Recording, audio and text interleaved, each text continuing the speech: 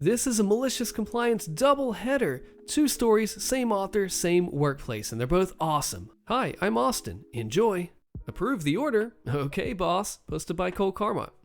I don't know whether to put this in Tales from Retail or here, but I ultimately decided here since I did what I was told, knowing there would be fallout.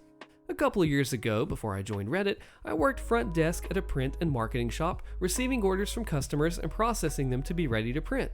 A woman came in while we were rather busy, and we'll call her fortunate for the eventual play on words. One of the ways that I normally handle this is handing order forms to waiting customers to fill out their contact info while they wait. This woman was strange. She filled out the order form, but waited until all customers were out of the store before she came to the counter. She handed a USB to me and the order form. To my surprise, the order form was already all filled out, from the quantity of pages, type of paper, binding options, laminated pages.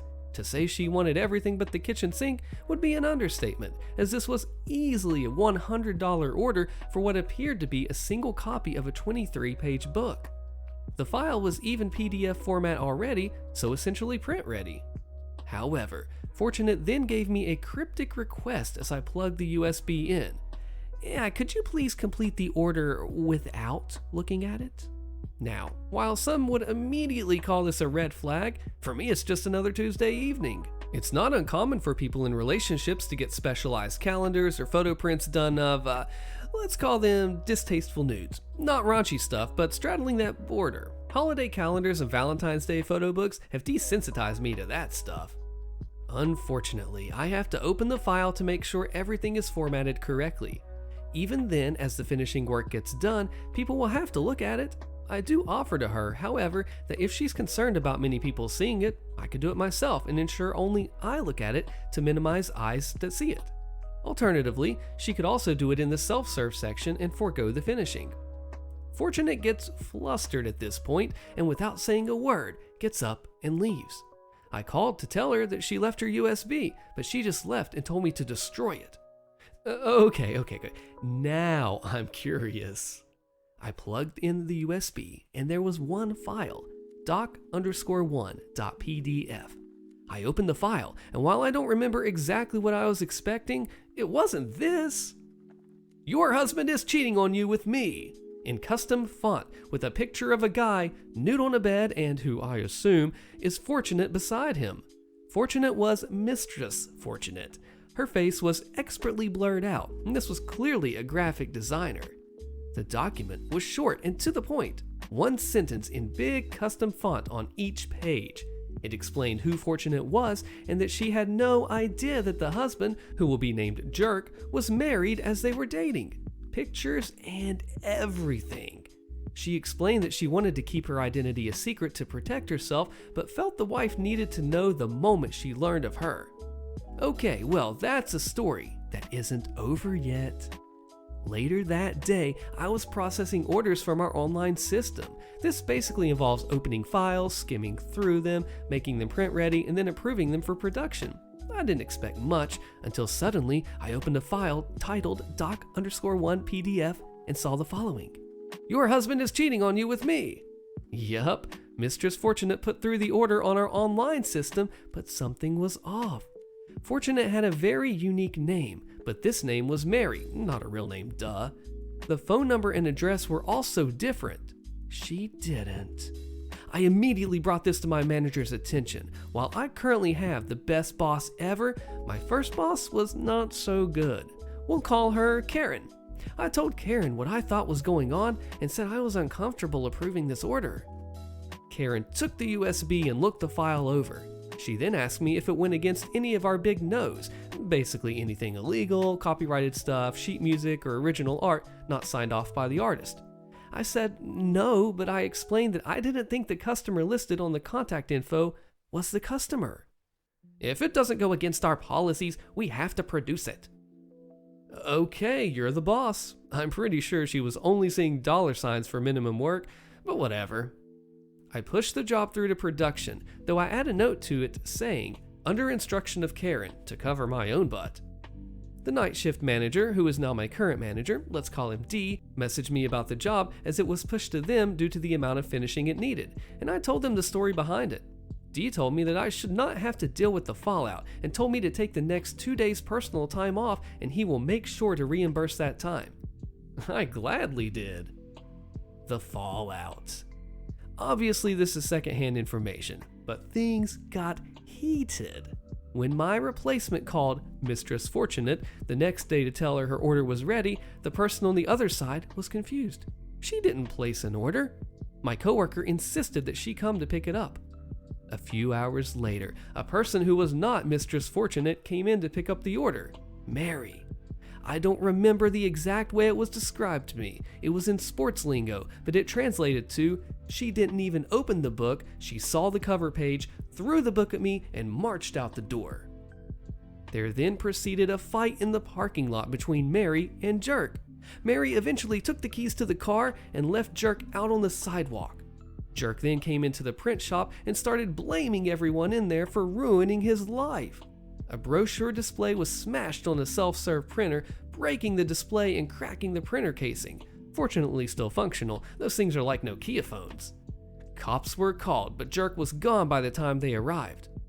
Karen tried to throw me and the night crew under the bus for the incident. We had a meeting with HR where Karen screwed up and the HR rep had a brain. HR said, well, technically it's not his fault for approving the order. How was he supposed to know it wasn't her? Karen said, because he told me he knew it was her. Wait. So he brought this to your attention and you still had him approve the order. And he points out the note that I placed on the order. Karen opens mouth and inserts foot. Come to think about it, I think this started the downfall of Karen as my manager, but I didn't have anything to do with that story, so I'll leave that to the ones that led the coup against her. Why did this story come up years after it happened? Well, my boss was going through files on Karen's old computer, and he found a file named doc_1.pdf.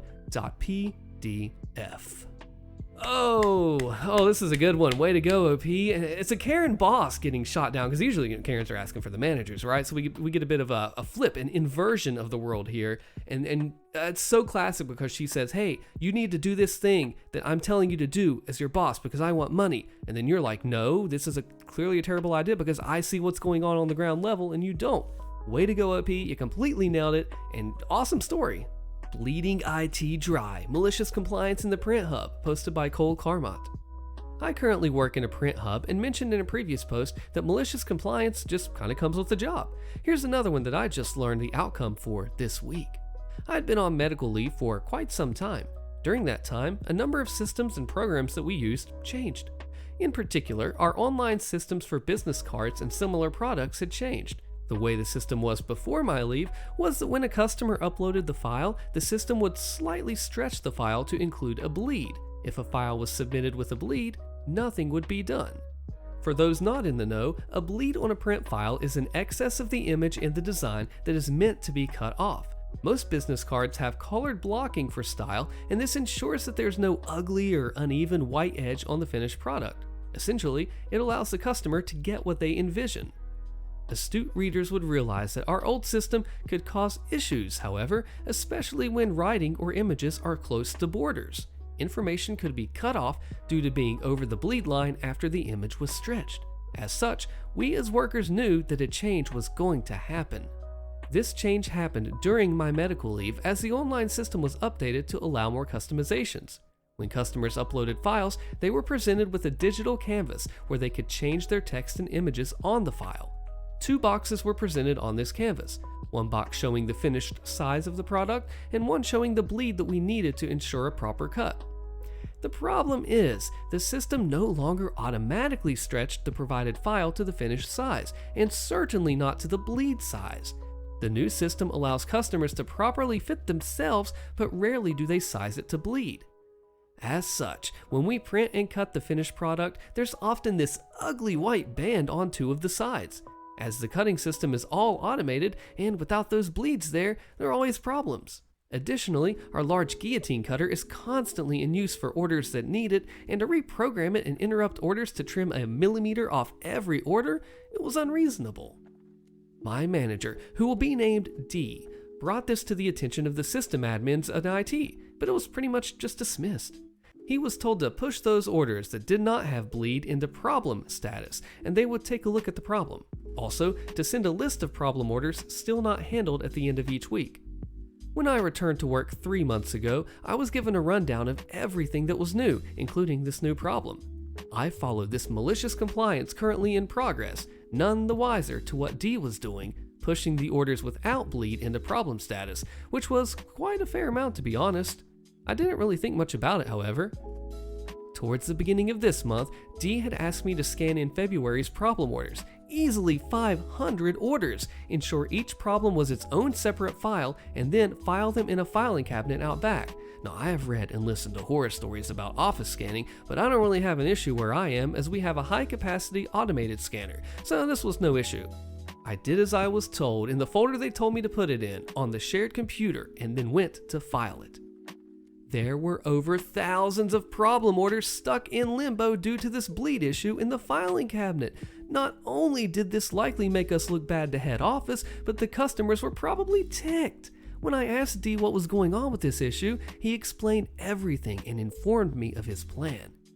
It turned out IT intended to do nothing about this bleed problem. They wanted us as production to fix the problem, which meant designing. The design team gets paid a lot more than we in production though, and as we weren't being paid that wage, Dee was having none of it.